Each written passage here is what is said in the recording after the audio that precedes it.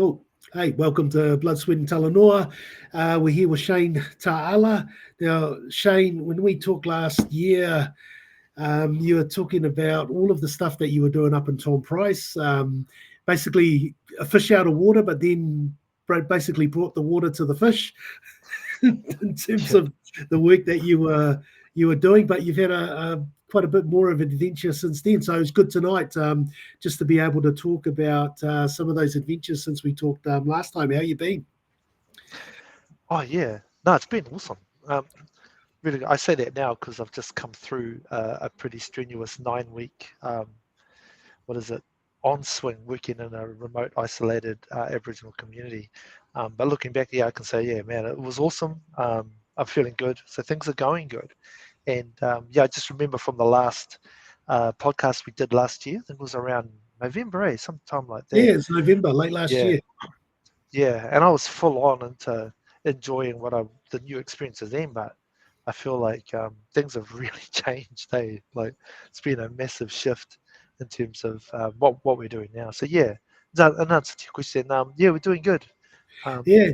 Now, just before we get into all that, you've just been back in New Zealand recently, back up the awa in terms of in Whanganui. Yeah, yeah. So we had my son's 21st. He wanted to come home. He lives in Karratha up in northwestern Australia. He's assistant surveyor for a company that services the mining sector as well. But yeah, he wanted his 21st back up the awa at his at his marae, Matahiwi marae. Um, but it could have been easier if it was just his 21st, but it ended up being his and his 3 cousins who all turned 21 this year. So it was quite a big event to manage and to enjoy with all the challenges that come, with when big whānau get together with a million different expectations of what people want in a day, right? So yeah, but it was wonderful. We spent about 5 days up the awa, up at Matahiwi Marae. And it was perfect for what I needed in terms of a decompression out of my first swing working at an Aboriginal corporation. Yeah. Yeah, So, but no, like, look, beautiful to be back home. oh, it was good. Hey, look, always good to get back home and that. But look, in terms of the work, so last time we talked, you're in Tom Price, working out that equipment yard in terms of the mining industry up there in the Pilbara. But you've taken up a new opportunity. Tell us how that came about. Yeah, so with all the different kind of work experience I've had working in Crown agencies and working in Māori sector, so working within and between Te Ao Pākehā, Te Ao Māori and Te Ao Marama, um, I didn't realise that here in Australia, and I think Western Australia, what I do know, there, there's interest and a bit of demand for people who have experience working at a governance strategic level and knowing how to design, develop, and shape Indigenous corporations to actually work. And I didn't know this at the time that I started work up in Tom Price. And so I was really fortunate. I got contacted by the CEO and the strategic advisor for Paupiyala Tjarutja Aboriginal Corporation, otherwise known as PTAC. And they contacted me and had a conversation with me, which is funny because they contacted me and I was working on the top of a big Moxie truck, mining sector truck. I took the call when I realized who it was and the interest. I had a 40-minute conversation with them on top of the roof of this Moxie truck. But what was amazing was just the world they put me in that conversation. And we went places in that 40 minutes. But what it resulted in, this was last year, was them thinking we would like to. They organised for Terry and I, my wife, because when they found out her background working as, she was a Māori Heritage Manager at Auckland Council for her last 3 years working at the council. When they saw her CV, found out about her, they flew us both to Perth for a week to meet with members of their board, but also to invite us to attend some of their government agency meetings, which we did. And I guess it was just to get to see how we roll in those spaces, eh? Um, and we got to attend a real neat launch. It was an opening launch of a huge art exhibition held at the Western Australia Museum.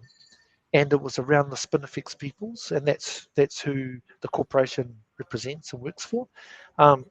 Yeah, so it was just from that one call resulted in that 1 week in Perth, and then it transitioned to they invited us both to go to Tjuntuntjarra, which is the community where the Spinifex peoples live, and man, that's pretty remote. It's actually one of the most remote Aboriginal communities in Australia.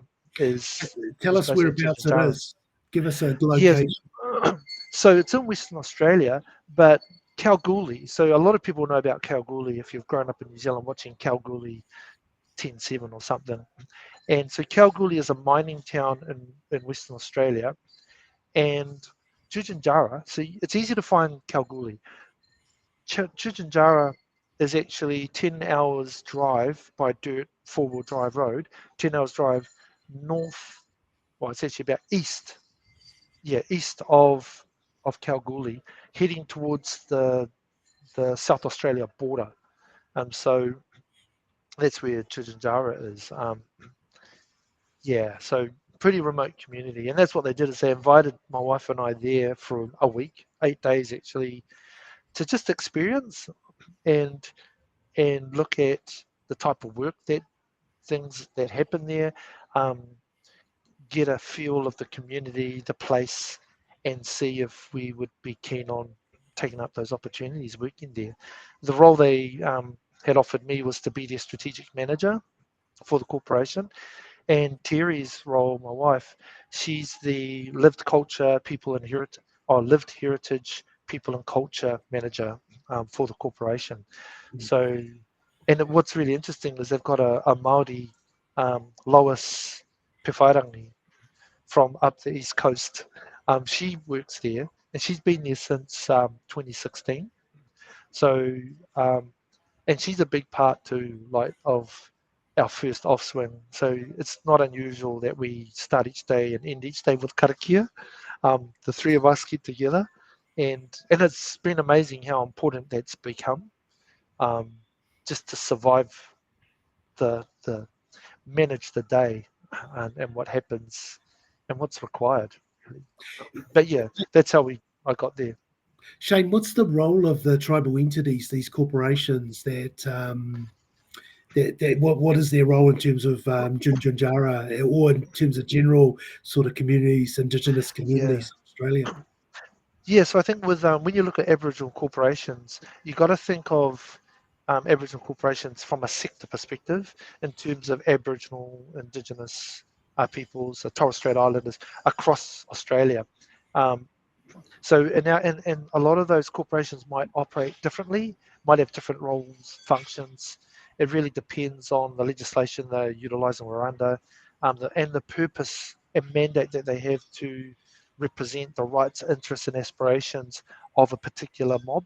So in Australia, for those who don't know, because I didn't know years ago, that when you look at Aboriginal tribes, they're known as a mob. Um, and if I look at Te Ao Māori, which is we used to iwi, hapu, mana whenua, haukainga contexts, um, this is very similar. Except when I look at the Aboriginal Corporation, you really are dealing with a legal representative entity who are supposed to exist to serve the rights, interests, and aspirations um, of a particular group. And so I work for the PTAC who I work for. We represent the rights, interests, and aspirations of Spinifex peoples, and more intimately, the way I know them as Spinifex peoples as one context, but the Hapu tribal footprint, mob footprint that I work for is the Anangu. So the Anangu are the people um, that are who we serve, and it's just really interesting because when you're in Tjuntuntjarra, it's amazing that English is the second language there. So when when when I'm at work, when I'm in the community, what's amazing is I'm having to think, and it's amazing to be with a people whose uh, whakapapa goes back over 33,000 years. So when you think of their knowledge holders and their te ao context, And then even their language. What's amazing is especially when I'm with the elders, and when they speak or when they're moving in a cultural space in a cultural way, sometimes I just lose breath, because I've already had experiences, and none of these experiences I have a planned. It's just you're in their space, you're in their world to a degree. Tjuntuntjarra What do you mean is when you mean you lose breath? it's like I sometimes like I know what we experience in different cultural settings and what it means to be of a place, like a realm place to mention. There were times that things happened and things were going down and we were caught off guard with different stuff, and you're just standing there and you're realizing that something's changed. Something's changed. Like I'm still looking at the same person and the same people in that space, but something's changed.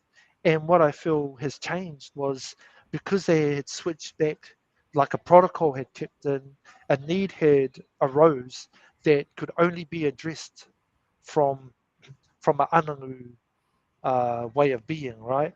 But what that means is all of a sudden you're transported without, like now I'm in their world, in their space, and you just shut up and you're listening, but you're feeling. So I'm lucky at least that, I've grown up and had to work in Indigenous spaces. So I'm fully aware of appropriateness and relevancy and tikanga, right? And the importance of protocols and the symbolisms. But I'm not aware of, I didn't grow up in an Aboriginal space. So, I don't know what I don't know, but you sense and feel things. And that because you're on their whenua and you're in their space, man, just what you feel. And that's what's happened is there's been times where I felt like my being has been moved aside, like no one's around you touching you, but all of a sudden I feel like I'm moved aside and then I forgot to breathe, because and there's times where I've been in board meetings, right? Like I've had to do certain things at the governance level on board meetings, and then they switch into language. So what they do is they do their best to listen and understand the proximity of what I'm supposed to be carrying in terms of fiduciary duty obligations and the role and decision making processes of the board. But what happens then is once they've got what they need, they then change worlds, and then there's a whole different talanoa kōrero that's happening. Like I can hear the language, but then what happens is because of the layered depth, you're starting to feel get a sense and impact of the significance of what the hell's going on, and all of a sudden you're in that state where you feel like far out. There's others in the room, like there's So it's that. Look, Terry and I had probably some of the most challenging, stretching growth times. This is our first swing working. I did 9 weeks. Terry did 8, 8 weeks.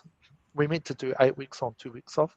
And just with all that I had to do and all that we did and were involved in, like strategically, operationally, tactically, with what happened, that when we caught our flight out 2 weeks ago, just when we finally got on the plane, and you worked right up to the point that the pilot's starting up that engine and we're exiting, we're leaving Tjuntuntjarra. Man, once we were up in the air, just this overwhelming sense of feeling humbled by what you've just been through, but who you've been through with that, and a sense of I won't say gratitude, because I don't know that it was gratitude, because honestly, the things that we'd been through and the stretching that we had, I don't know if it's a gratitude thing, but it was a sense of humility around how privileged, that's it, both of us felt about how amazing, but how privileged we've been to be in the presence of a people with a whakapapa that is still living in motion, but is not visible to the world we live in, and it's really strange because all I did was 9 weeks totally there in this other space. But when we got to Kalgoorlie and we were there for a day and a night before we catch our connecting flight to Perth, and there's other business I got to do in Kalgoorlie with police and different agencies. But boy, when I got to Kalgoorlie, it was like I had to relearn how to drive properly on a street road. Had to and like think again, like leap back into thinking Western again. Yeah. So no, and one thing I do know is I just thought lucky I did that time working in Tom Price first, because I think if I hadn't done that and got to a physical state to be able to handle certain things, I Yeah, reckon I would have quit this job in my 4th week, that's right. because Yeah. yeah, but even our kids were saying, they talk to us quite a lot, try to contact us, Terry and I at home, um, but what they were saying is, man, it feels like both of us have had to draw on every ounce of every piece of work experience, training development, learning experience, computing development practice, going over the length of our lifetimes, just to tread water where we And, were. and And and Shane, you don't come into this as a greenhorn too. One, you've done work in terms of in the Te Ao Māori, Hapu Iwi space. You've worked yeah, overseas also in America in terms of Native Americans. So all that was a really good sort of background and prepared you for this particular stint. yeah, definitely was, eh? Like I could see how this is the first time I've worked in a particular Indigenous space where, when Terry and I first went to Perth, and we met with some of the board members, all of whom are Anangu, um, and we got to know them. When we went to the gallery, to the Western Australian Museum, it was a huge launch. And when we saw the Anangu together, and I just remember that feeling, the temptation to, oh, these are people we have to work with and work for, so let's go and make connections, let's go, oh, we need to start connecting up, and um, that came for a moment. And then as Terry and I stood looking at them, what we realized was, oh, this is a different type of space for us. This, and what we could plainly see is that the Anangu as a people, they actually exist differently in a space. And there we were in Perth, like in Western Australia, like the Western Australian Museum. But it was really interesting because it's the first time I've ever worked in a place where I felt to try and reach out and connect would actually be the wrong thing to do here. Because for starters, I don't even know how these people think. I don't know what world they swim in and how they swim. I don't know any of that. So it was really interesting because Terry and I both said, "Nah, let's not do that." let's, What, and some of that would have been a gut reaction. What gave you the gut reaction when you were observing things? What sort of prompted you? I don't think it would have been just you that would have decided it. There would have been a couple of gives or signals there that would have well, given to you. What happened? well, yeah, I think what it is too. One thing we've always learned and realized, especially from living and working within a Te Ao Marama context, right? And working in a Te Ao Māori place space, understanding the importance of wayfinding and practice ways of seeing and being, like Te Ao Leva or Tava as in Tonga. Um, one thing I could pick up is that, oh, this is not Alvar, right? It's and not only that, it was like, oh, I'm not that bolden to want to take a step into a space that I don't yet know and understand, because what I could feel was, gee, I'm going to go leap in here like a typical Westerner, um, who happens to be Samoan, grown up Māori. Um, but the thing I was conscious of is that I'm not conscious. I'm not going to be conscious of what types of ripples are we going to create by trying to connect the way we know to connect. The Mm, challenge I had is that I don't know these. I don't really know, and I could see it. It was yeah. just, and the other thing too is when you're used to working in Indigenous spaces where it is about feeling into a space. And that's what I love about Te Ao Leva, is that when you look at an ecosystem and you get a sense of our space and you see the different elements that exist within that space, is that a practice is to where you turn to find understanding. Like if you look at the particular elements and focus on them too much, you start to lose the ability to see the space between those elements and to understand those spaces. So And I don't ever profess to be an expert in knowing and understanding intricacies around different knowledge foundations like that.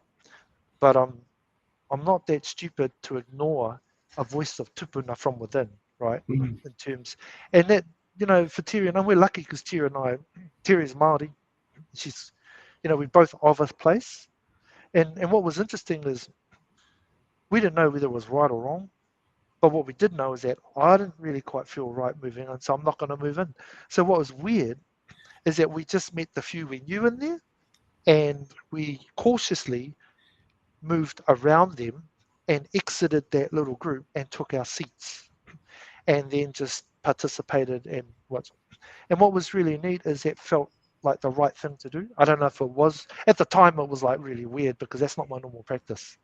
Right? Like when I worked in, even when I worked in the Paiute Nation and worked in the United States, it was like easy to network, connect, and do all that kind of thing because Western imprint is prevalent there, just as it is with us in terms of Aotearoa. Um, but yeah, it was really fascinating because we didn't do it, and we stopped feeling peculiar about it, and then it felt. But you know what? A month later, we're now in Tjuntuntjarra with the mob within their township, and we're there for 8 days. And what was really interesting is the same thing came up, is that, you know what, we're going to focus on, when we meet people, we'll meet them, but we're not going to assume anything.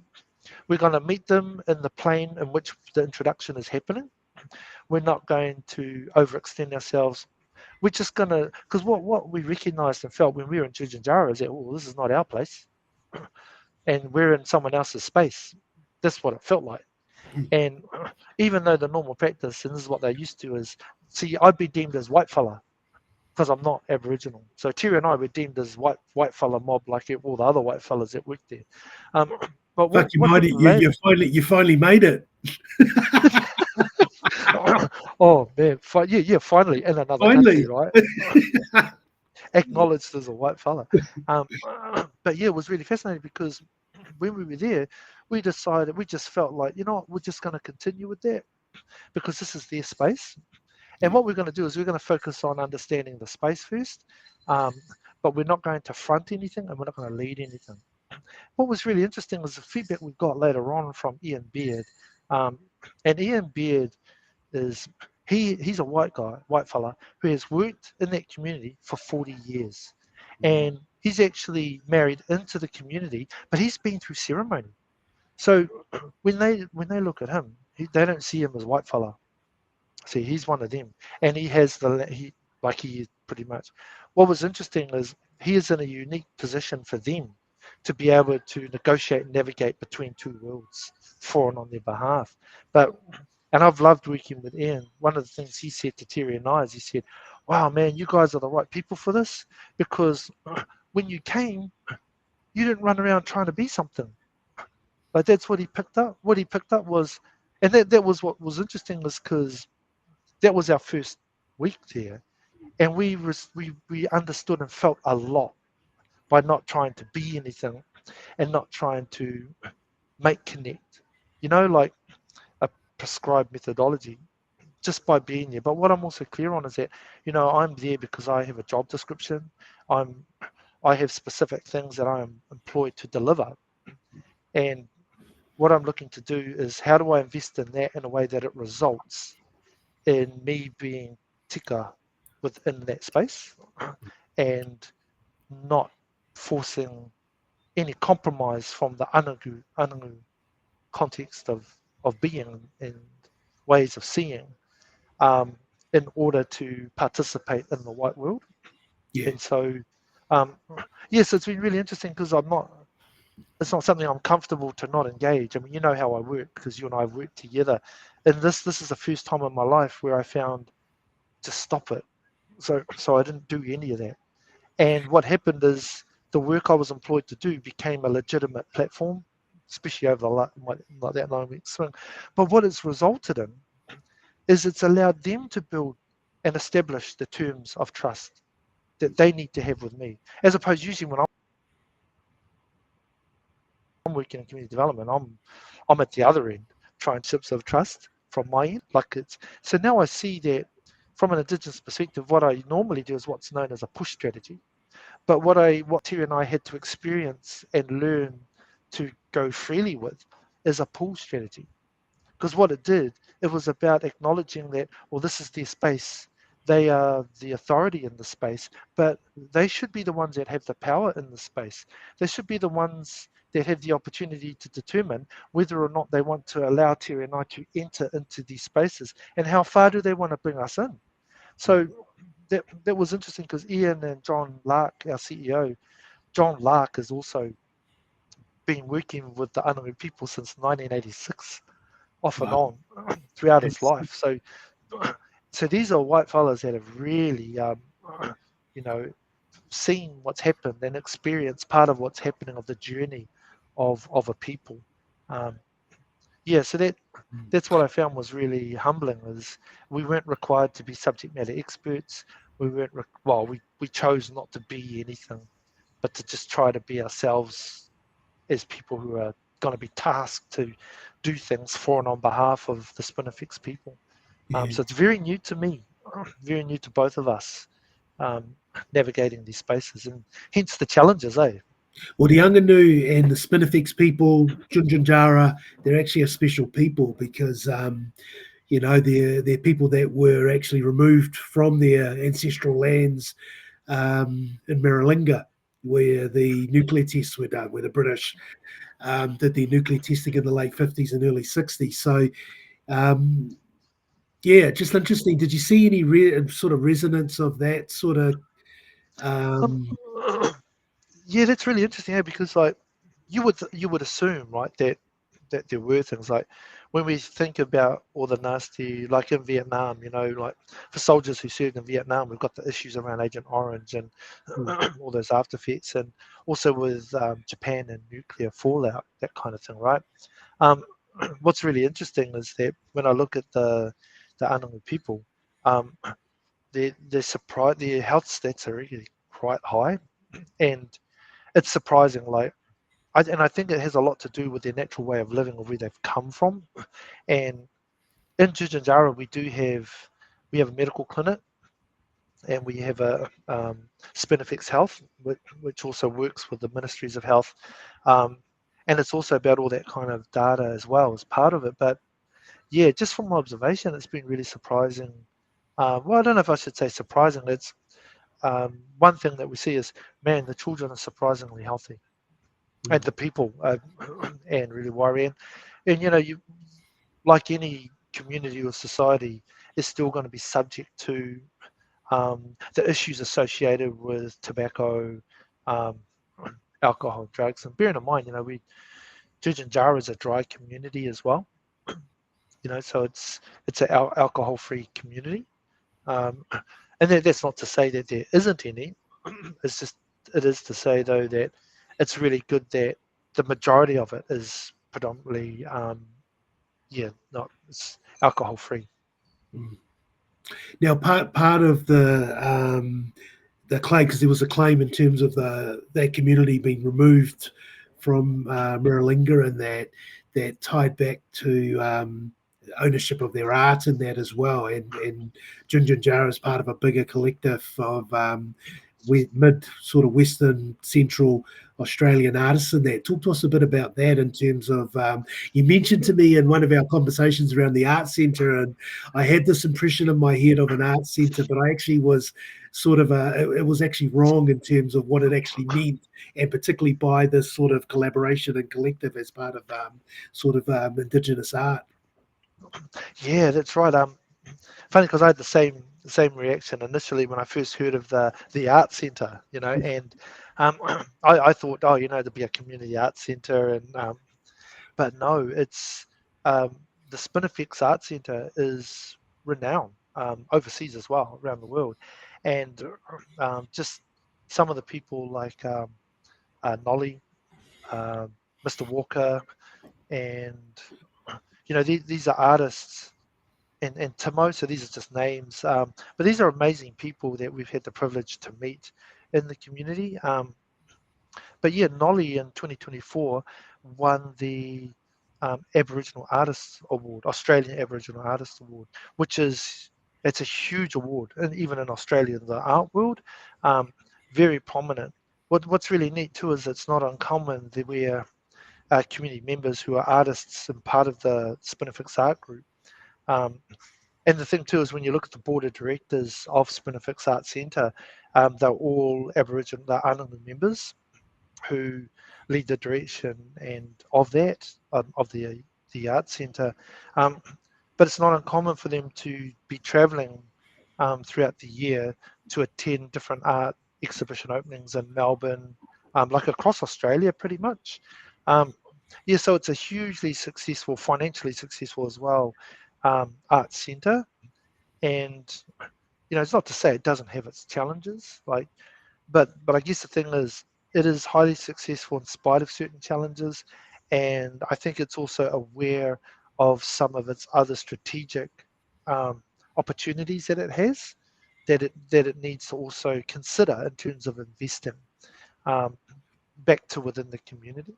And so, yeah, because one of the challenges as well is the perception, the optics around. Um, there's amazing Aboriginal art that's been created. Much of it has elements and aspects of their whakapapa and their mātauranga, their knowledge, their history is in that art.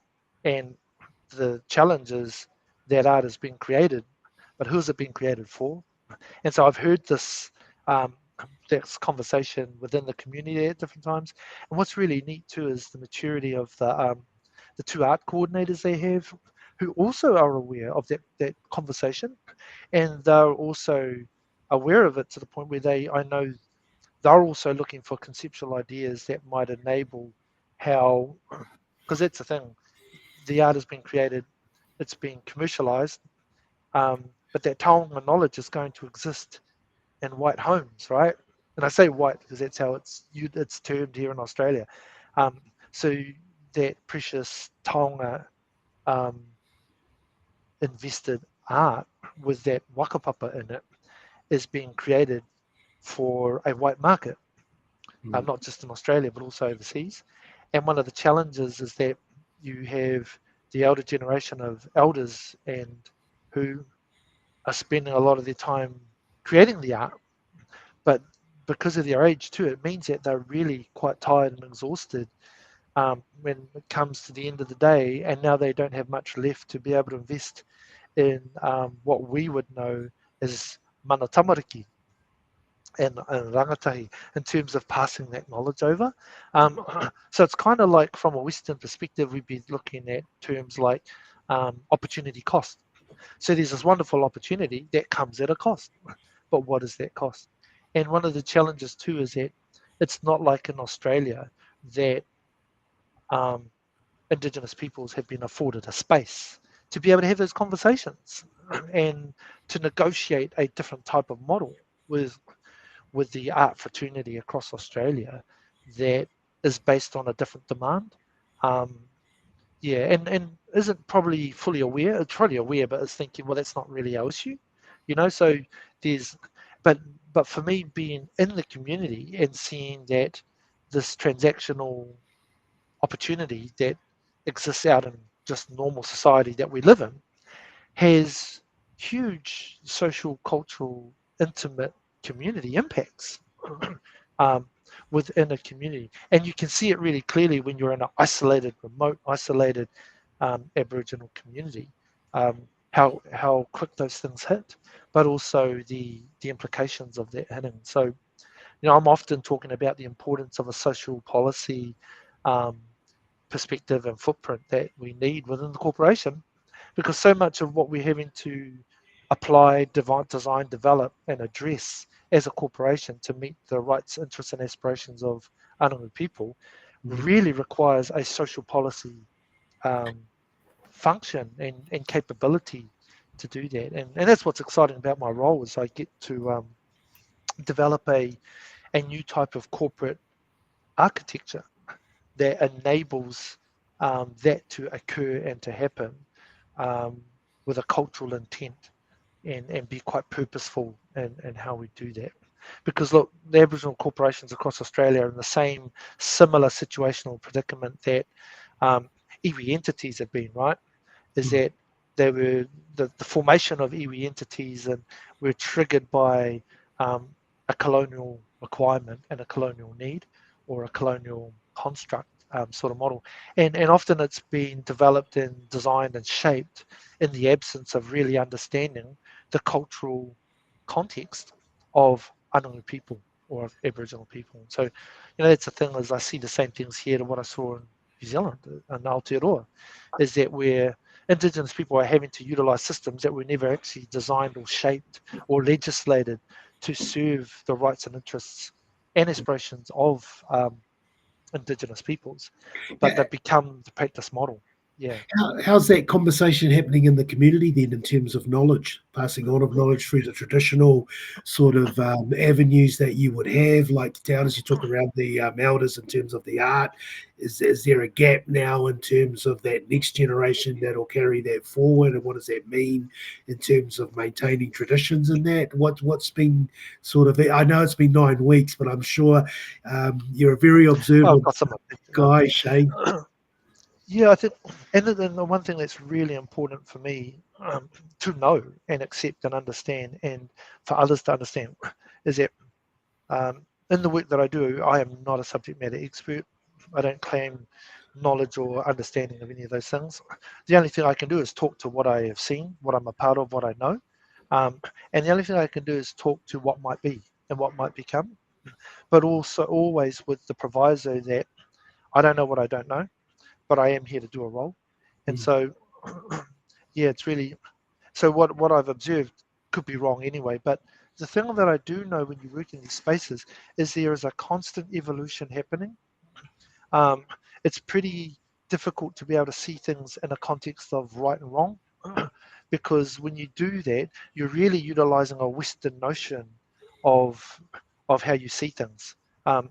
Because there's so much I see that in our white Western culture is deemed straight away as wrong.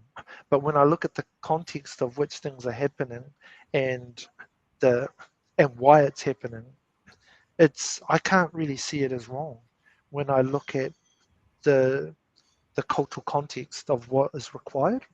And what it highlights to me too is that nothing we do from a Western perspective will ever enable that cultural context to be legitimately accepted in those spaces. And that's one of the biggest challenges is this thing around visibility versus legitimacy.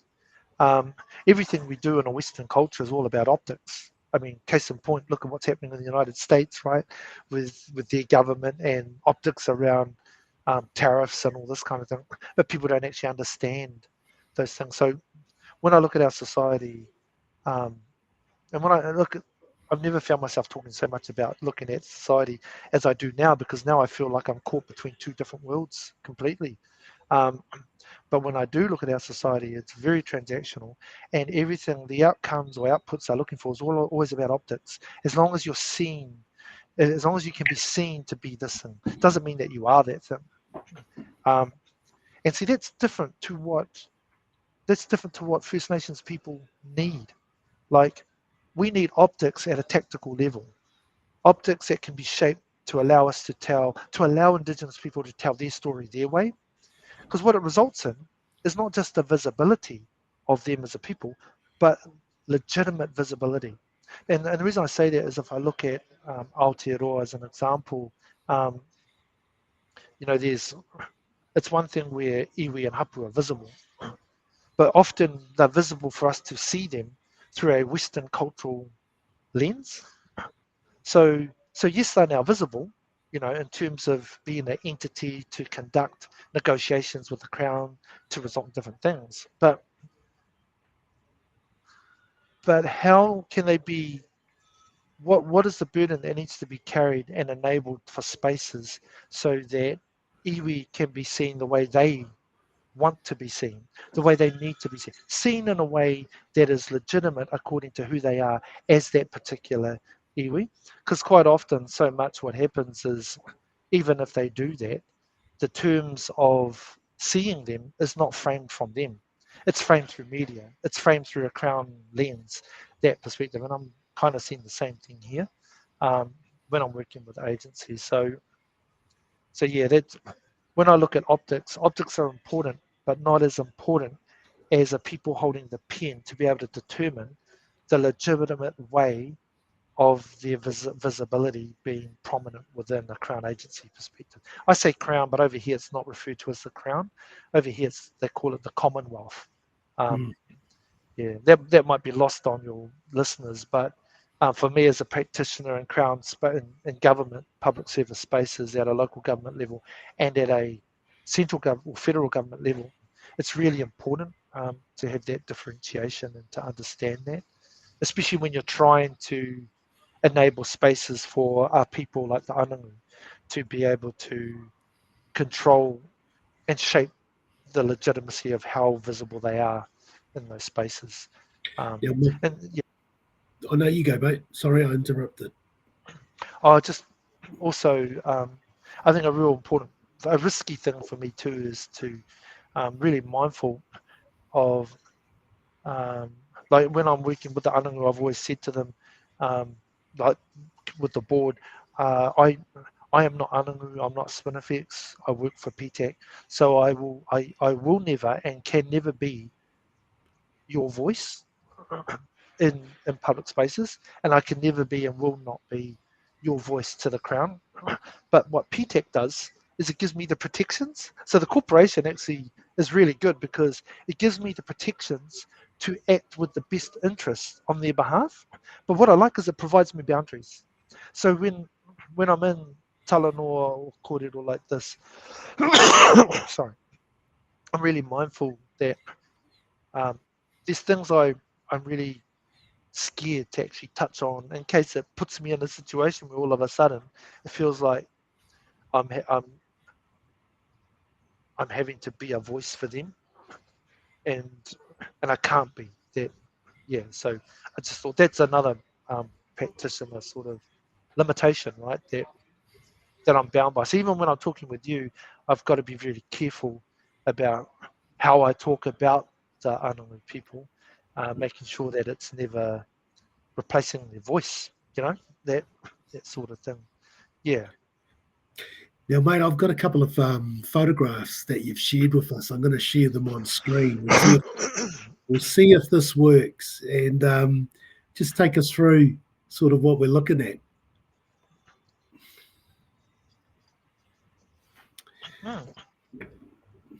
Oh yeah, so that's the thing. We're in the desert, so I know for me, I thought desert really dry, but when it rains this is not just in Tjuntuntjarra and that whole area. This is also this. I used to come across flooded roads like this up in Pilbara all the time. But yeah, that's what this is. So this is part of our road that feeds from Kalgoorlie. So it's a 10.5 hour drive on a rough as dirt track. So if you don't have a four-wheel drive, you're not going to make it through. But when it's the heavy rain season, this is what comes up. So down in the distance, what you can see is someone who's trying to tread the road. So they're treading the road to see if it's still safe enough Make it a little for bigger. us. Yeah, to be able to drive our V8 four-wheel drive Land Cruisers through. And bear in mind, our Land Cruisers sometimes are some of them are already lifted by 2 inches, and we've got snorkels on it just to get through. But yeah, that's the thing, that sometimes it's better to actually check the depth, because we've had cases where people have gone through, made it so far, and all of a sudden the front of the four-wheel drive drops underwater. And then there's a strong enough current that just picks up the front of the four-wheel drive and just starts taking it off the road. So yeah, no one wants to get wet, but at times like that, if you want to get to wherever you're going, you got to check those roads. The scary thing about it, it's really handy if you've got a drone, because it's no use cresting a road and then you find you've got another one and another one that's covered, and all of a sudden you get so far in and you got to stay there 2 to 3 days to wait till the levels drop. So Now, yeah, this also is one of the main challenges for the community in Tjuntuntjarra is the access in terms of roads and that, and flooding is a real sort of problem in terms of isolation of the community. Yeah, big time, eh? Like we're so remote that we only get a massive truck that supplies us with. We've got an Outback store at Tjuntuntjarra, and that's supplied every 2 weeks. Every 2 weeks we get a delivery. Um, the problem is we also don't have enough refrigeration to store enough food resources in case there's one where the road gets flooded and all of a sudden the truck doesn't come through. So we have had that. Last year we had some storm flooding that actually damaged the road to the point where we couldn't supply ourselves. I think it was for 3 to 4 months, Shane. Um, Wow. that that and so what happened is we had to look at other ways of getting supply, like flying like food drop planes and all that kind of thing. Um, yeah, it's interesting because we're so isolated that if something goes down and we need police support, the police are 10 hours drive away. So it's not uncommon. Yeah, now flying doctors. So boy, when I look at this photo, this brings back memories. It's triggering for me because this was um, it's triggering because like Terry and I, our jobs are non-operational roles, but because we had a number of things happened when Terry and I started work, we had a few staff finish leave, but then at the same time we've had staff have to go on their off swing. So once you've done your 8 weeks, you've got to go. But because we lost a few staff, it meant that all of a sudden we only had such bare minimum numbers that all non-operational staff like myself, all of a sudden we were operational. Operational. Um, and so what people may not realize is that with the airport runway out there, um, if I get contacted that we've got a flying doctor's plane coming in to pick up a patient, um, I've got to go out and actually check the runway first. And checking the runway, it's a whole technical um, process you've got to do. And then you've got to radio through the report to Kalgoorlie. And once they get clearance based on our report, then the plane departs. But yeah, often I've got to do runway checks at about 5:15 a.m. So bear in mind, this is not my normal job, but man, it's what's really cool when you're that remote. There's no Secret Service waiting for you. Like when things collapse, they're going to come and take over work. It doesn't happen. It's like whoever's there in the community working for PTAC, no matter what happens, is you've got no real backup. So if things go wrong, it's on you. You just got to deal with it and make things work. But So we've got amazing staff. what type of emergencies would these be, Shane? Yeah, so we've got a really cool. It's real flash. It's a new hospital clinic. Really nice facility. We've got remote area nurses who are based there, and every now and again, and we've got doctors that cover certain periods. We also have dental. So the doctors are FIFO. All Yeah.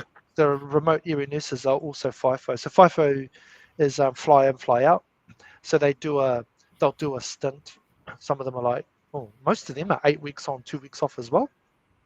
But what that means is the clinic is geared up to be able to handle certain pre-hospital emergency care and different issues that come up, medical issues for the community.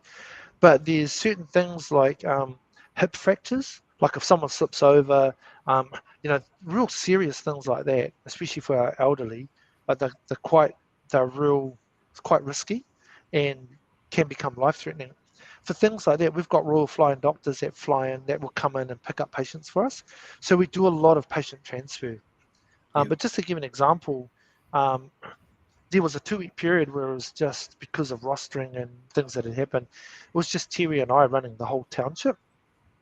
And that's municipal care too. So, and part of it was running this, but man, there was one day where I had 3 Royal Flying Doctor planes come in. And the thing is, it's Three. really difficult. Three in a day, Three. like, because things happen. So something happens if it's serious, we'll get someone in, or we'll get flying doctors will come pick someone up. But then something else happened that was really serious. So another plane had to come up. And then later that night at 11:30, I got a call from the clinic saying so and so's hurt themselves. We've put it all through. We've done the assessment diagnostic with Kalgoorlie Hospital, and flying doctors are coming out. So that meant that they're coming out. So at 11 at night, because it was too many hours had passed since the last runway check. So 11 at night, I had to go out and do the runway check, come back, report it through. Then I have to wait 2.5 hours. Well, I'm up. I'll probably go to sleep, but had to set the alarm because in 2.5 hours, I've got to go back out to the runway, make sure the lights are all on, and I've got to do that half an hour before they actually land. And so, it's long ops, and there's only two of us. So, man, we would, and on top of doing that, I'm still having to manage the government-funded contracts, and we've also got staff who are operating out of Adelaide and out of Kalgoorlie. So we're all coordinating, and we've got staff operating out of Alice Springs as well for the corporation. It's just so it's a real logistical nightmare or operation when The area is when quite large. Hey, for people who don't know, the area that you're operating in is quite large. I saw something written somewhere. It's about almost the size of Tasmania, which is what, the lower North Island in terms of and the space that you're working? that's like our rohi boundary. Yeah, And you know what's amazing is that was all covered by Anangu people in terms of how they use the entirety of that space. And it's just amazing too, because we also have to do rescues. So, in Australia, there's a term called the grey nomads. So the grey nomads are a lot of Australians who've either reached retirement age or 10 years before retirement, they take like 4 months off and they do a lap around Australia. So often you get a lot of grey nomads in their caravans, their off-road camper vans and their Land Cruiser, sort of Toyota Land Cruiser V8s coming through. If they break down within 500 kilometres of Tjuntuntjarra, PTAC are sort of tasked with going out to rescue them, to pull them in. So we do all that kind of rescue as well, sits under us. And we work in partnership and tandem with WAPOL, which is Western Australia Police, from operating out of Kalgoorlie. And we work with the South Australia Police as well, working from the other side of the border, from Oak Valley through. So this role's amazing because, so that photo was hilarious because that was my first day. So my first day at Tjuntuntjarra, I'd flown in the morning, still thinking that my role was going to be strategic manager for this thing. But we were just about to have dinner and we got a call, and it was from the police saying that they've broken down, and they were like 250 kilometres outside of Tjuntuntjarra. So it was a police convoy of about three or four police vehicles heading towards Tjuntuntjarra. But what happened is they blew a tyre, and when they went to change a wheel, they snapped the wheel brace. Oy. So they actually had no way of getting that. And the other ones also, they needed a socket, a ratchet gun. So we had to travel out and bring a ratchet gun out to be able to change the tyre out so we could get them back.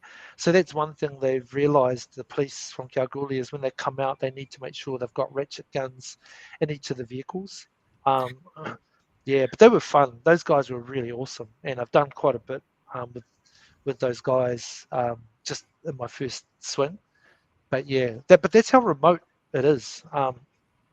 Because we did a rescue one time, and when we got to the people involved, what was really surprising is they had water and they had a sat phone, and I said, and then they said to us, "Oh no, we didn't have. It's not our sat phone. It belongs to DFS, Department of Fire and Emergency." So what they told us, well, I didn't know this. They said, "No, we hit they had an EPIRB, so when they broke down, they pushed the EPIRB.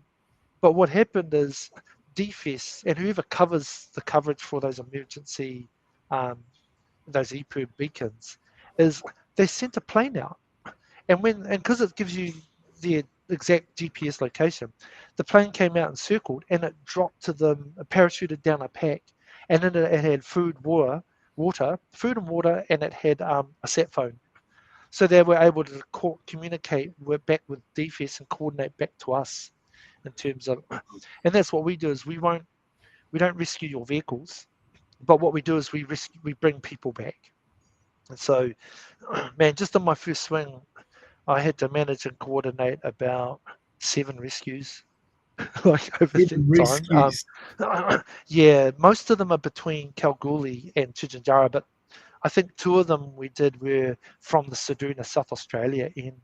Yeah, so that was really cool because by the time we got to the police, what was really neat is some of the anungu had already were in the area and they'd come across the police.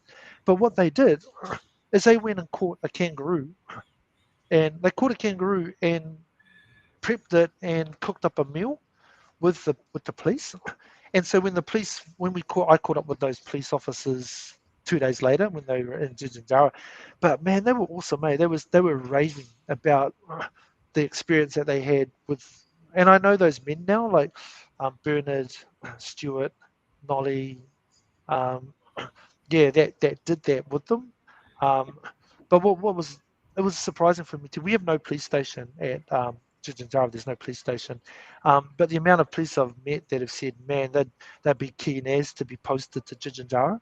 Um, yeah, they like it there too. That the community, and it's hard because I don't know any other remote community. I've got nothing to compare it with, but I meet with a lot of agencies and a lot of nurses who have worked in Tjuntuntjarra, but they all speak really highly of what they experienced, what they got out of it, in terms of, and that's what I got a sense of from these police And so you that didn't came in. taste, you went in on this. Now my problem is I saw part of it being prepped and I just thought, "Fuck, man, I can't do it, eh?"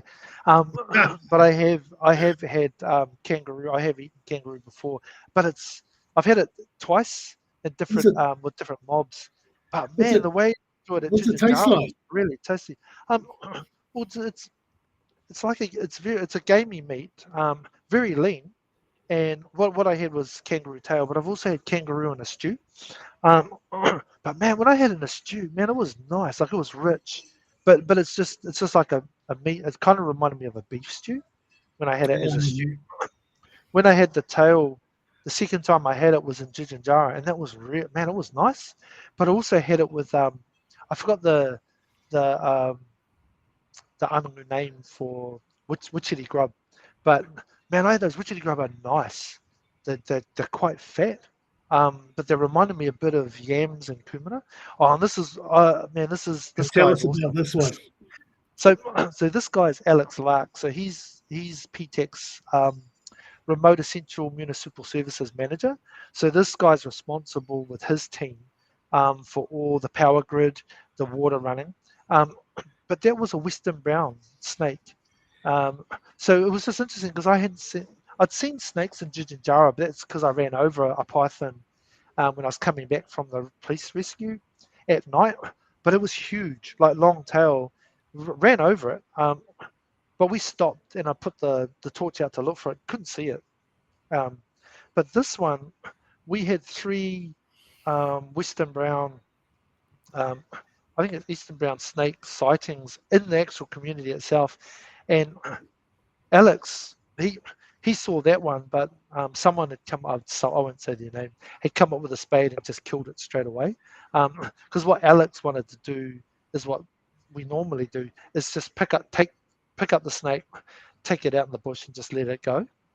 But I tell you, those snakes, that one he's holding, those are fatal. I was going to So say they're pretty poisonous, aren't they? yeah, really, and we got snake kits. We all have to do the snake kit training and all that kind of thing. But yeah, but that was at a real trying time. That photo. And what was really cool was just to see. Um, yeah, that's Alex. I remember he's a young guy, man, but I, it's just shown me there's a particular breed of um, person that you have to become if you're going to work in remote outback like that. And I think when I think of Jijinjara, it's like when we live up in the Pilbara, up in Tom Price, well, that's considered outback. But when I look at Jijinjara, that's the back of the outback. Like that's really, I got people up in Tom Price saying, "Bro, that is hardcore out there." like It's a real outback. we yeah. And this beautiful lizard, this is a blue tongue lizard, and they're actually quite big, eh? So, but what had happened, and this is actually a mouse trap. So that mouse trap is a sticky mat, and often that will catch one or two mice at a time. But what happened is that we got home one time and it caught this caught this blue-tongue lizard, and it was just really sad. But John Lark, our CEO, man, he knows how to work animals. So he managed to remove that blue-tongue lizard from that sticky adhesive. I don't know how he did it, man, without Is this hurting what he? Is this the what he's lizard. doing? That's what he's doing. That's what he's He's doing. slowly trying to, and what he's doing is he's not cutting the skin of the lizard. What he's doing is he's cutting the adhesive that's sticking it to the mat. And so when he did get it off, it had this adhesive stuck to its underbelly. So what he did is he cleaned it with, I don't know what he used, the alcohol or something ethanol based. And then what he did is he took it outside and he rolled its belly in the dirt so that dirt was sticking to the adhesive. Yeah. But I've seen that. I've seen that lizard 2 other times at the back of our place. But yeah, it's just a fascinating. I just look at what we do for work out there. Like I'm still having to manage and run and develop the strategic plan, develop and run the governance training as well, and do all this negotiating for program design and grant funding with Crown agencies. So while I'm doing that in a day, sometimes I have to, like I'll try and dress like this for my government meetings, but then I've got to end a meeting and then put on a yellow, like work clothes, like for rolling in the dirt, basically. Go outside and like get in a forklift and then shift helicopter fuel. And move it to another facility across the township, and then come back and do other stuff, and then come back and try and jump back into another government meeting. So I just find it hard to. But yeah, that's another issue we have out in Tjuntuntjarra is spot fires, forest fires. It's so dry, and the wood is real hard wood, but it burns hot. Like it's so easy just to start fires for when you're cooking food out there. Like quite often we will go outside of Tjuntuntjarra and just have a cook up out in the bush. But this is up in the Pilbara. Where is it? Not Esperance. Another amazing place that we like. It's by the Ningaloo. What is Exmouth? So this is on the way to Exmouth. And so actually this was on the way out of Exmouth. So what this is we'd been camping up in Exmouth for a few days. I think this one was about 4 days up in Exmouth. But what happened is they had a storm blowing and it had lightning. But what the lightning did is it started bushfires all around the town. And what we always struggle with is, you'll be driving through a place, you'll see massive smoke, but you won't know where the fire is, but you still have to drive. And next thing you know, you're driving through and you're between 2 fires, or you're driving through. And often it's because fires will come up just out of places and you're not going to know. And this happens in Tjuntuntjarra. So one time I got a call from DFES, Department of Fire and Emergency Services, Western Australia, and they were just warning me that they said about 29 kilometres southeast of your township, we've picked up on satellite three red spots, quite big red spots. And what it is signalling fire. And so what was really neat was to know that they review the satellite coverage of the area looking for fire spots. But what happened is when I rang, or what I did is I called, because I knew that we had rangers. We had our native title land management rangers, and they were all like Aboriginal, the Anangu men. But I knew that they were around that area.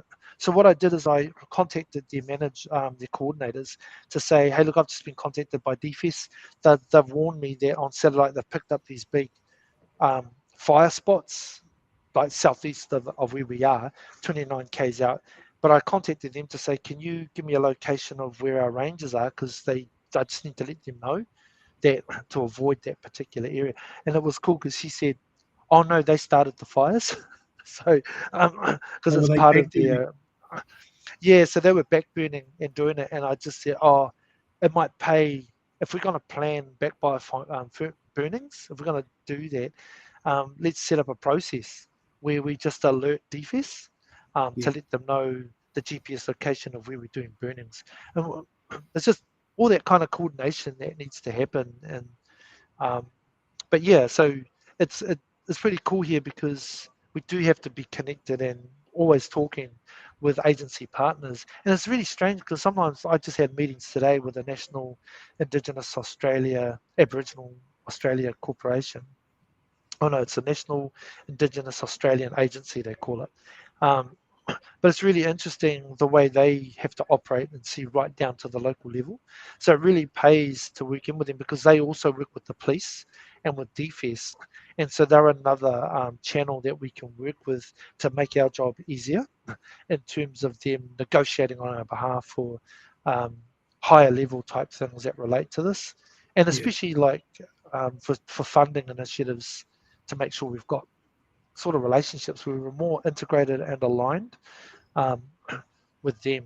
Yeah, just so we can improve things like that in terms of anything we do. Let's talk with the right people so they're aware and they can support. Yeah, Yeah. so this is just This was the last one. This is the last one, I promise. But this is one I did like is the cockpit of this plane is this part of the fly in, fly out.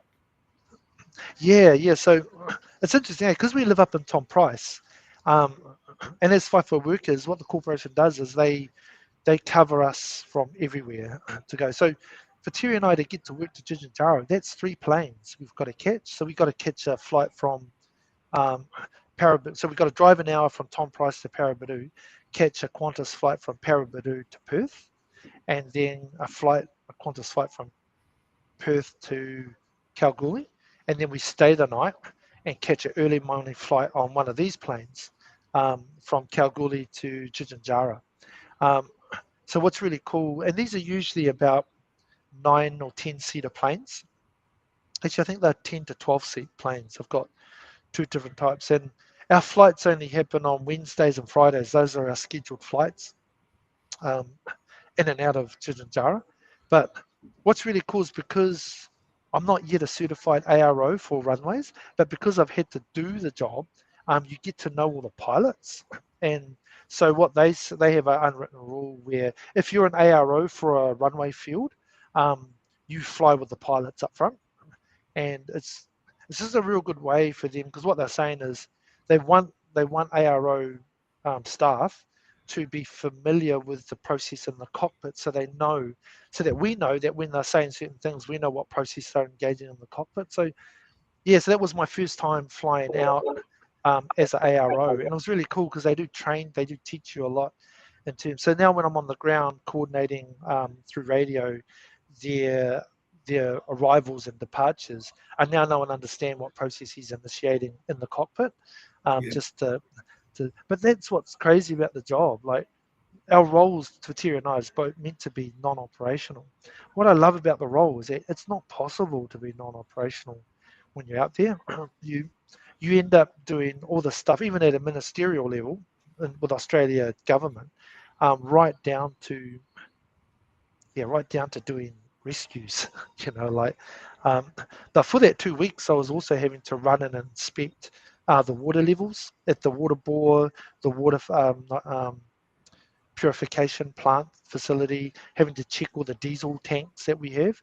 So to run the water supply up from the bores, which are about 7 kilometres from the township. So you imagine the power we need to pump the water up and then up to the tower. We have like 30,000 litre diesel tanks to run the generators. They have to run 24/7 to supply water to the township. But I had to run the power grid as well. So managing that.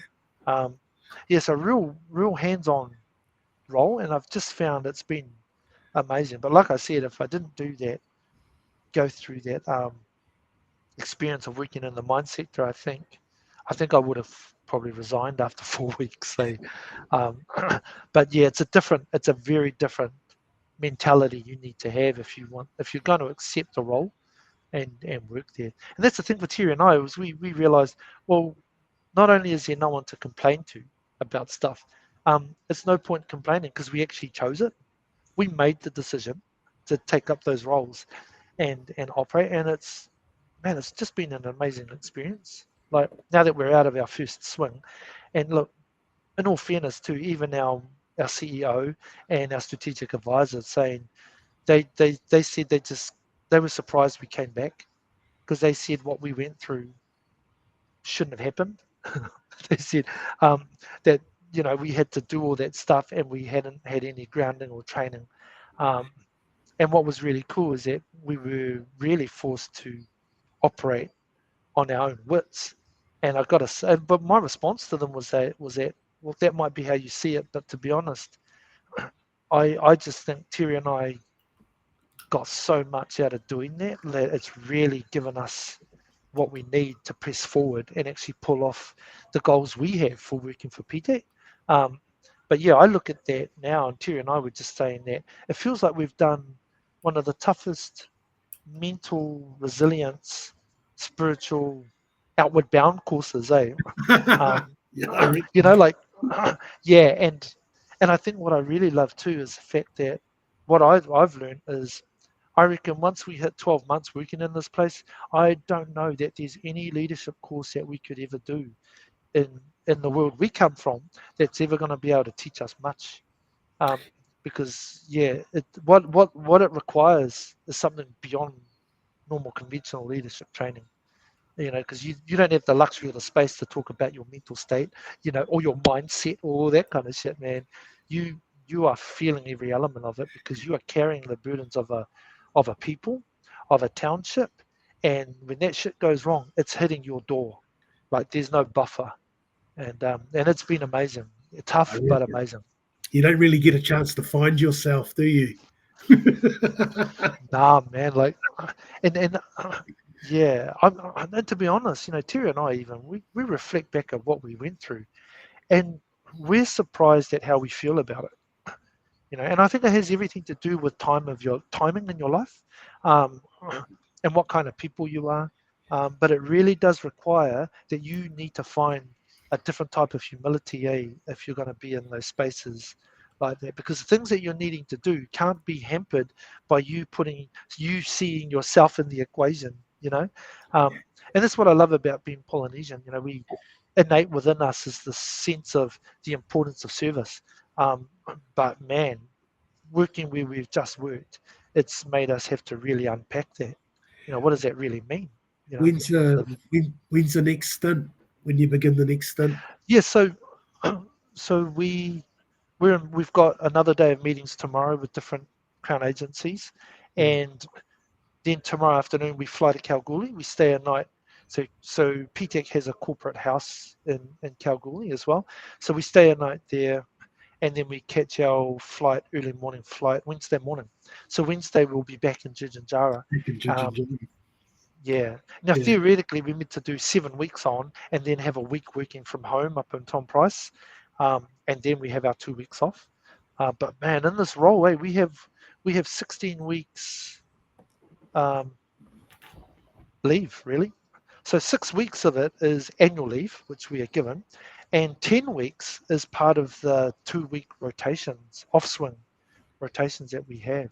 So yeah, Yeah, look, the last couple of things I'm keen to talk about is so governance. So the governance structure, you've talked about meeting with agencies and stuff like this. Is this predominantly at sort of state level? Is there much that you either have to touch in terms of federal, or is it mainly just dealing across states? And since you've sort of, when you talk around the road connections and that, are you having to deal with South Australia and Western Australia? yeah, we do. Yeah, so it's really about the ecosystem and how things exist in that space and how they move in that space. So this is where wayfinding is really an effective way to be able to navigate spaces, right? And so just to give an example, the NIAA agency Terry and I met with today, they're federal. So they're Commonwealth, they're nationwide.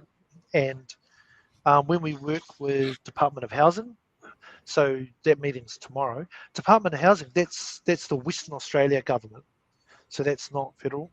But then I've got another meeting with Department of Communities, and Department of Social Services. So the Department of Communities, I think that one's. See, here's me thinking. I think that one's Western Australia government, but I do know that Department of Social Services, who we're dealing with as well tomorrow, they are they're federal, so they're Commonwealth, and so it's really important in terms of the systems mapping that I have to do to Yeah. look at, because we're only one corporation, And yet look at the myriad, it's the hyper complexity involved around navigating between federal and state government. But then I've got the added complexities of working with the Shire of Kalgoorlie and the Shire of Menzies. So I've got like two different local councils that we work under, and there's a lot of political stuff that we working through. And just think, we're an Aboriginal corporation that hasn't been resourced, let alone been enabled by having a proper corporation function to actualize Yeah. what in New Zealand we would call a mana context and a mana footprint in terms of that. But what I'm really liking is the fact that the Crown agencies I've worked with at the moment, man, they're real open. They're really open to the nature of the narrative I've been bringing in, which is for me is normal from Aotearoa, but it's not normal for them. But they've really appreciated me pushing us out of the transactional context and heading towards a governance context, which is more about a relational part, which is really then where, rather than talking about what responsibilities they have, I'm able to talk to help them understand, well, what are your obligations that you have to us, to PTAC and to the Anangu people? And that changes everything. But they've never had those spaces. Yeah.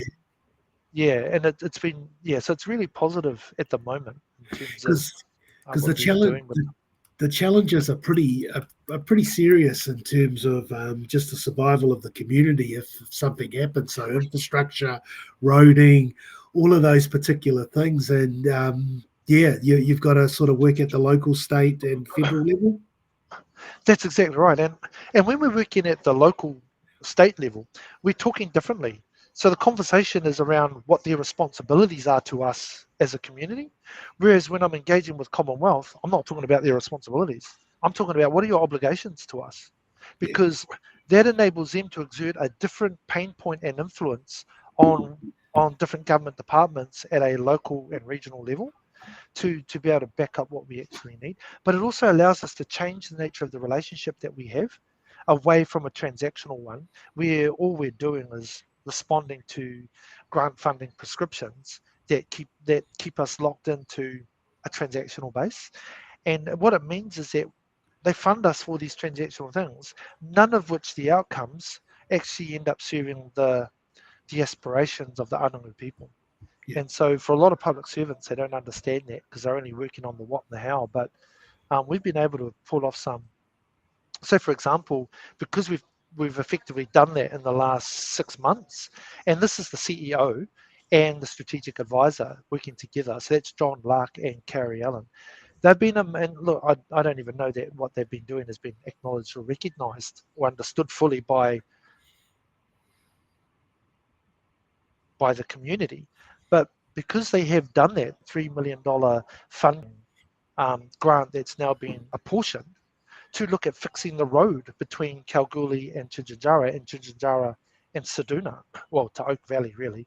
But that's because they changed, it pushed it up to their obligation part. The other yeah, thing they've been able to pull off is getting a $2.4 million grant fund now to actually build foreign emergency satellite station and to house a rescue truck as well as other things. And that came about because two people were able to negotiate a different conversation with the Crown. Um, Whereas usually what's been happening is everyone's from every Aboriginal corporation is struggling dealing at a tactical process orientated level, a process of which we are not the authors of, mm, and so yeah, like there are successes, but there's also challenges that come with those successes. Um, and it's one thing, that's what I've argued to public services. I've said, when you've provided this grant funding, all you've done is address the rights part, but you need to also address Aboriginal interests by attaching to that capital investment um, operational expenditure budget as well, which is about addressing the ongoing maintenance, repair, and overhaul of those facilities need to also be carried by the Crown as part of their obligation to the community. Bearing in mind, there's no treaty, yeah, So yeah, so it's interesting. Even without a treaty, that doesn't preclude the fact that the Australian government, as a colonial occupational government, still has those obligations to the Indigenous people of this land. Yeah. At the community level, you've got the different, like with the corporation, you've got that front face in terms of engaging government, or um, at that level. How does it sort of work in terms of traditional leadership? Community councils, land, and that as well. How does it all sort of gel together in terms of the voice of the people? Yeah, I think it gels together, but sometimes it just gels and not necessarily together, right? And part of that has to do with the fact that legislation has never ever been designed to fit and meet the needs and aspirations of Anangu people.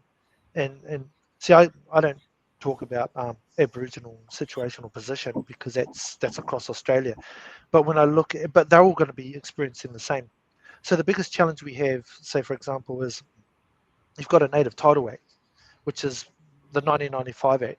But when I go through the Native Title Act, what I realise is it has very little to do with culture and cultural practice, right? And it's only in 2022 that the Australian government introduced an amendment to the Native Title Act, and it's the 2022 Act. Funny enough, they introduced some terms in there that are new to Australia, but not new to New Zealand. So what they put in through the 2022 Act of the Native Title Act was a statement saying that um, the Native Title Act also has to um, ensure a protection of Aboriginal and Torres Strait Islanders' rights and interests, right, in relation to their land and culture. So what's interesting is Australians don't really understand what rights and interests are. So they didn't understand. So when I look at Native Title Act, a lot of times they're addressing the rights part just by having a land management strategy and a land management plan and rangers to fulfill that.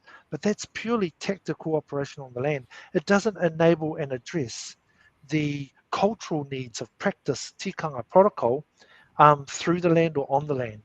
So, for example, a thing called men's business is a real important cultural practice for Anangu people, but there's no program that's been designed to support and enable that for the men to go and do their business. And and and and it really should sit with PNAC, the Aboriginal corporation that maintains and administers the Native Title Act, but they only operate under the understanding of Aboriginal rights. So that's tied to land, but they don't realise that under the 2022 Act, Aboriginal interests in terms of cultural practices, cultural identity, um, cultural ways of seeing, being, and actualizing what it means to be Anangu, those things are actually supposed to be delivered and supported through the Aboriginal PNAC, who are administering native title as part of the native title. Now, that what I've just shared there is probably alien to Aboriginal corporations across Australia who are administering native title, because they haven't been afforded the space. And look, when I've had dealings with PNAC, who are our brother sister um, corporation, who administer the native title for the Anangu people and Spinifex and other groups under that. What's been interesting for me is that it was like they weren't aware of the 22 amendment. And so one of the challenges is because as a corporation, they are very operational and very administrative in their functions. Um, but it struck me that when I raised that with them, they weren't aware of the 2022 Act and the implications of giving effect to those terms of Aboriginal rights and interests. So, that highlights to you how we often there's divides within community that are not they're not the they don't originate from the community. They actually are results and symptoms of the fact that we're trying to operate and we're forced to comply to a Western way of seeing governance Mm. and their administrative models. So it's similar to Māori Land Court in Aotearoa, the origins for which it was existed, and the impacts of Native Title Act in Aotearoa. But in New Zealand, man, it's different. Right? That's what I love about having the treaty. is it offers such a stark contrast for how things are in Australia. But I'm in a very unique position at the moment where public servants are taking on board the fact that I'm from a sector, I've operated in a sector that they've been telling me is 25 years ahead of where Australian Indigenous government processes are at the moment. So yeah.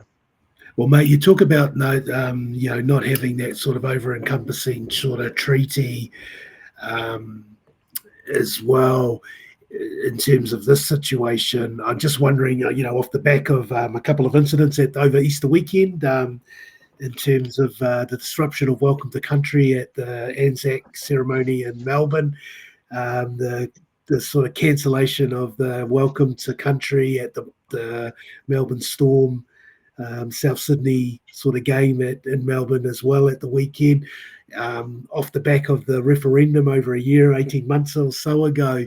Where are you? Where do you think sort of Indigenous people are placed in Australia in terms of, if you talk about a quarter of a century behind New Zealand in terms of some views, where is it all sort of headed in terms of that protection of Indigenous peoples in Australia long term?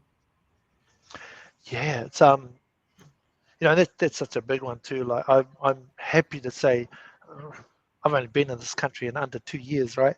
And I'm really the thing is, it's just an opinion, and trying to gauge by what I feel. But when I look at the referendum last year, what really struck me was just the simplicity of the ask. Like it wasn't asking for anything that was going to cost Australia. It wasn't, and yet it was unfortunate that what had been left open for negative interests to populate a space with all manner of disinformation, really. And Yeah, it's just really pretty difficult that it's another reflection of the fact that civics education is sadly missing from Australia and New Zealand, right? Like, people don't really understand what democracy is. People don't really know what civics, what is the role, form, and function. What is the role and purpose of government? What is the role and purpose of local government? People don't know that, and so it's really challenging in terms. Well, it's hurtful, to know that something as simple as an acknowledgement to country and the rightful place for it. And that's really what the referendum was asking last year, right? It was just saying, it was asking Australians if they felt okay and were approved, adding Torres Strait Islanders and Aboriginal people to the Australian Constitution. That's all Constitution. it was asking. It Yeah, wasn't asking for anything else. But what strikes me is that with the Anzac service, right, and it was horrible hearing those jeers. But then what I found was nice was to hear people applauding and clapping um, the acknowledgement to country. And so we had two things going on. But the thing that was given the weight was the individuals, the lesser numbers, who were prattling their neo-Nazi statements, and it's been identified as that as well. So it's really sad that with the Rabbitohs deciding to withhold that. Why did they decide to withhold that when all it was storm. a It was a very storm. small group who voiced it? There was equally a larger group who applauded the acknowledgement to country. So once again, it's kind of like institutions choosing, not using a logic structure, not creating a space to have a proper exploration and dialogue. That was a poor decision to be made by Rabbitohs to say, oh, we'll do away with it too. Because the thing is, even the referendum, to be honest, the referendum last year it's not appropriate to have a colonizing imperial government, occupational government, ask the opinion of a country whether or not it should honor Indigenous people, right? It doesn't make sense because the answer is always going to be no, um, because I'm the minority. But even when I look at that acknowledgement to country, and I'm not an expert on the cultural relevance of that either, but look, it's a visibility part, right? It's something that happens that gives visibility to a people within a nation, and I think that's that's the damage that it does, that is perceived by an Australian nation who are going to always feel a sense of something negative in regards to Aboriginal and Torres Strait Islanders having visibility and a presence to have a voice, because straight away their presence and the existence and visibility of them in Australian society straight away starts pointing to what, Shane? Starts pointing to some realities, some historical realities of what this government and this country has done to those people, right? Mm. Over the duration of colonization. And we as, I'd say we, because I live in Australia, I benefit from the society, right? But the thing is that the society has never ever once taken responsibility for where it has put Aboriginal people, for the fact that all the things we judge them for in terms of behaviours, right?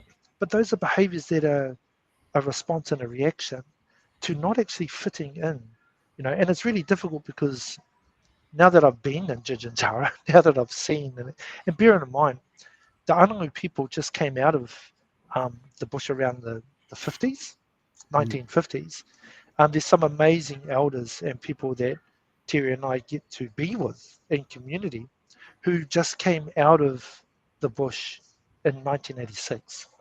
And it's when I've seen them, when certain things have happened at Tjuntuntjarra and a cultural protocol has come in, it's them when I've seen how they've walked in those spaces of conflict, how they've managed things, and how they've just been. That yeah, that highlights to me just how alien and different it is for them to be in the white world that we're in. And so, what people will probably don't understand too is, look, Terry and I and a lot of others who work in remote communities. When I started at Tjuntuntjarra, man, I was overwhelmed, like for different things and at different levels in my first 4 weeks. But one thing I know is that at least when Terry and I got overwhelmed, it was never going to result in a trauma, right? Like we have the world to go back to, like everything's built around us, right, as Western people. But for the Anangu, not even transitioning from the world that they are of into this Western world, that that resulted in that overwhelming. But bearing in mind, there was no relief from that overwhelm. Them being overwhelmed coming into this world, right, that you and I could say is our world too, um, that results in a trauma and an ongoing trauma without even considering the lost generations, without even considering the cultural and actual genocide that did occur and happen um, with their people. So there's just a whole nother layer of I don't know what I don't know. Um, in terms of working in Indigenous spaces, that that's really been quite telling for Terry and I. And I think it's really important that for us as we work in the space is to understand what we know, but also give equal measure to what we don't know, and to know how to tread cautiously and lean into certain chaoses. And look, every chaos I've experienced just in my short time there has been the result of a Western world. Because what I've seen from Anangu culture, pre-colonization, what you get a sense of, man, it's about balance. There's a different, and I just, it's hard for me too because I don't know how to articulate what we felt at different times, and especially when I'm out, when I had to do rescues one time, and I was out with Anangu, and it was just me and a Anangu member. Um, but just being out that far, like it's like being out at sea, man. Like, because you just know if you don't have the sat phone, like, because Google Maps doesn't work out there, like all that. So really, the ultimate Google Maps you have is the Anangu man sitting next to you in the car. Um, but yeah, just understanding that this is a layer depth of unknown world and realm space that it's really hard to articulate when I'm here, when I'm in this world. That's going to be something I'm going to try and still understand.